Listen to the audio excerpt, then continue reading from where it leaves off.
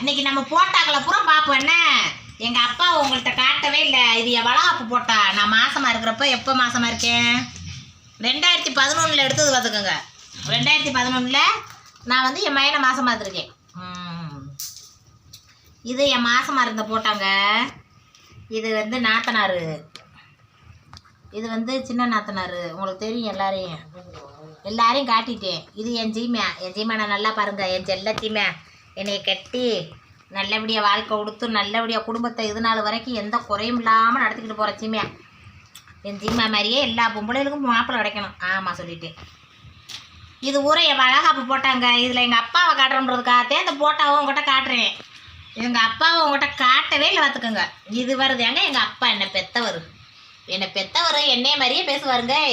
நல்லா ஜூம் பண்ணி காட்டு பூச்சா. என்னைய மாதிரியே பேசுவார் பார்த்துக்கோங்க. ஆனால் என்ன பொம்பளை பிள்ளை ஒரு கட்டுப்பாட்டுக்குள்ளே இருக்கணும்னுவார். அதிகமாக சத்தமாக பேசக்கூடாதுன்னுவார், சவுண்டாக பேசக்கூடாதுன்னுவார். இந்த மாதிரி ஃபோன்களில் பேசணுன்னா கண்டிப்பாக எங்கள் அப்பா உயிரோடு இருந்தால் விட்டுருக்கவே மாட்டார். சரியாக தப்பான்லாம் எனக்கு தெரியாது. தப்பு பண்ணுறேன்னா சரியாக நடத்தி கொண்டு வரேனான்னு எனக்கு தெரியாது. ஆனால் பொம்பளை இப்படித்தான் இருக்கணும் அப்படின்றது மாதிரி என்னைய வளர்த்துறாரு. அப்படியே அதே கட்டுப்பாட்டில் தான் இருப்பார். சவுண்டாக சத்தமாக பேசுனா கூட அடிக்க வருவார் பார்த்துக்கோங்க. அவர் இல்லாததுனால அவரை காட்டவே இல்லை உங்களுக்கு. எங்கள் அம்மாவை காட்டியிருக்கேன். என் தங்கச்சி என் தங்கச்சி இப்போ கட்டி கொடுத்துருக்கேன்ல, அவள் வந்து நான் கல்யாணம் முடிக்கையில் 3 வயசு பிள்ளை பார்த்துக்குங்க. இதுதான் கயல். இங்கே வருங்க கயல் அப்போ குட்டியாக இருந்தா. இதுதான் எங்கள் அப்பா அப்பாவை தாத்தாவை நல்லா கட்டேன். நல்லா தெரியுதா? இவர் தான் எங்கள் அப்பா. அப்பா பார்த்துட்டு என்னை மாதிரி இருக்காரான்னு சொல்லுங்க கமெண்ட் பாக்ஸில். நான் பாருங்க இங்கே வருங்க கல்யாணம் முடிஞ்ச புதுசில் எப்படி இருந்திருக்கேன். எங்கள் வீட்டுக்காருக்குண்டா இந்த போட்டாலே வந்து கல்யாணத்துக்கு கொடுத்து விட்ட போட்டா போஸ்டர் அடிக்க நல்லா தானே இருந்திருக்கேன். என்ன ஒல்லியாக இருந்தேன். இதனால என்ன இந்த ஓரத்தில் இருக்கேன் பாருங்க. இருக்கேன் பாருங்க. நான் இது எங்கள் வீட்டுக்காரரு, இது எங்கள் அப்பா, இது குணா. குணா எப்படி இருக்கா பாருங்க, தினியா இருக்கலாம். இவர் தான் எங்கள் மாமனார். தெரியுறாங்களா நல்லா எல்லாரும் தான்? ஏப்பா ஒன்றுமே இல்லையா? நான் அப்புறம் என்ன சொல்கிறேன், வாய் எப்படி போகுது. எங்கள் மாமனார், எங்கள் மாமியா கண்ணம்மா நல்லா எடுக்கலையா? நல்லா அது. இப்போ அதாச்சும் என்னதே தெரிஞ்சதை எடுக்குது, நீ அதுவும் எடுக்கல. இப்போ வந்து என் மயனை பெற்று கொஞ்சம் நாள் அப்போத்தே இந்த போட்டா. இதுதான் போட்டேன். கல்யாண போட்டாவை காட்டலான்னு பார்க்குறேன். கல்யாண போட்டாவே காணமுங்க. கல்யாண போட்டாவை காண. எங்கள் அப்பா இருக்காரு வருங்க. இவர் தான் என்ன பெற்றவர். இவர் எங்கள் மச்சான், எங்கள் வீட்டுக்காரோட பிறந்தவர். எல்லாரையும் காட்டியிருக்கல உங்கள்கிட்ட. இந்த என் மையன் சர்மாவை பாருங்க, எத்தனையா இருக்கேன் குட்டியா. தெரியணும்ல, அவ தெளிகிற பக்கம் தான் எடுப்பா. நீ என்ன ஒன்னே மட்டும் எடுக்கிறா? இருட்டாலாம் இல்லை, என் மகளுக்கு தெரிஞ்சதை எடுப்பா.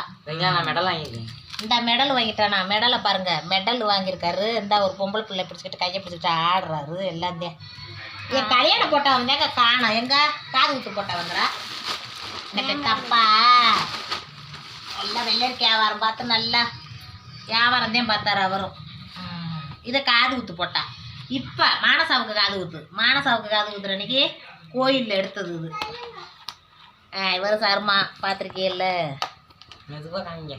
இது நாங்கள் மொட்டையாக இருக்காங்க. எங்க சவுண்டை குறைங்க சீமானே. ஒரு வேற பார்த்தேல. இந்த இருக்கேன் பாருங்க. இவன் தான் என் தம்பி மேனவே. இவன் தான் என் தம்பி. ராமேஸ்வரத்தில் இருக்காங்க, மணல்மேட்டில். இவன் தான் என் தம்பி பார்த்துக்கோங்க.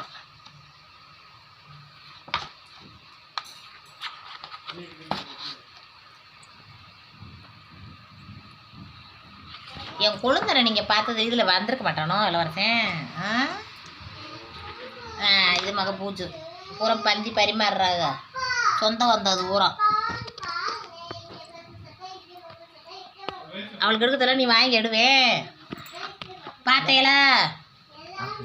இங்கே வருங்க. இவர் தான் என் தாய் மாமா, இன்னொரு தாய் மாமா, மூத்த தாய் மாமா. எங்கள் அம்மாவோட பிறந்தவர். வெளிநாட்டில் இருக்காரு.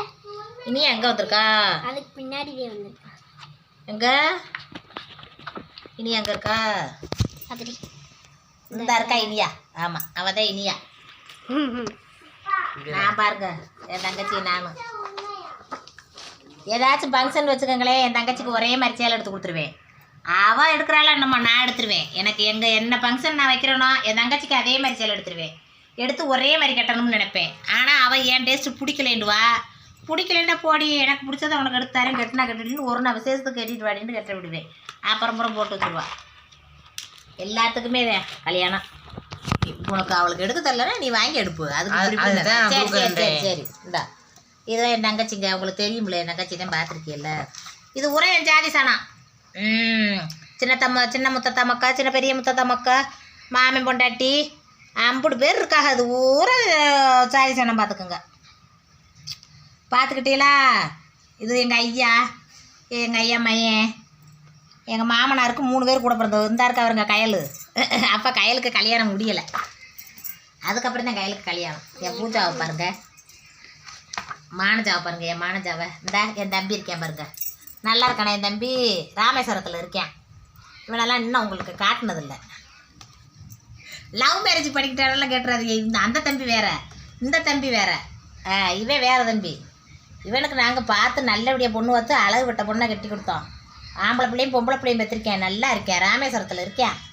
இந்த தம்பி வேற, நான் சொல்கிறேன் பாருங்க வீடியோவில். அந்த தம்பி வேற, அவனை நான் காட்டுறேன். அவன் இந்த ஃபங்க்ஷனுக்கெல்லாம் வரல.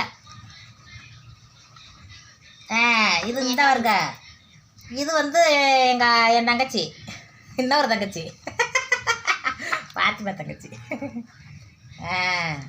கும்பிட்டு என் சொந்தம் வந்தோம். பார்த்துட்டீங்களா? இது எங்கள் ஆத்தா, என் தங்கச்சியோட மாமியா. இதே என் தங்கச்சியோட மாமியா, எங்கள் ஆத்தா. ஆமாம், அவருக்கு வந்தாலும் வருவாங்க. இங்கே சொல்கிறது சரிதாஞ்சுமே.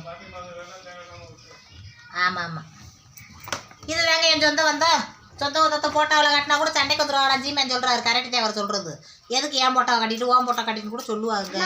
அதில் உண்மைதான். அடுத்த போட்டோவத்தா இது என்னது, காது ஊத்து போட்டா.